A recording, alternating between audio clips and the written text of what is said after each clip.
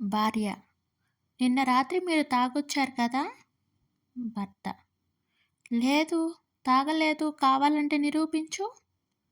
భార్య: మీరు రాత్రంతా టీవీ చూస్తూ ఒకటే నవ్వులు. భర్త: అందులో తప్పేముంది?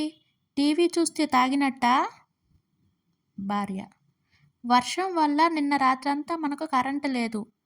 కట్టేసి ఉన్న టీవీని చూస్తూ నవ్వారు మీరు. రాము: సింహ స్వప్నం అంటే ఏమిటి?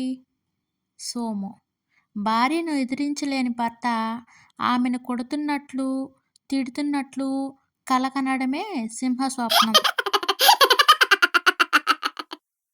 వీణ: అదేంటే, నీ దగ్గర డ్రైవింగ్ లైసెన్స్ ఉంది కదా, మరి ఫైన్ ఎందుకు కట్టావు?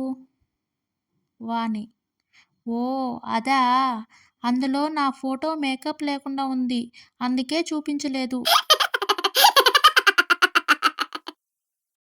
భార్య: ఏమండి, మీ పుట్టినరోజున ఏ గిఫ్ట్ ఇవ్వమంటారు?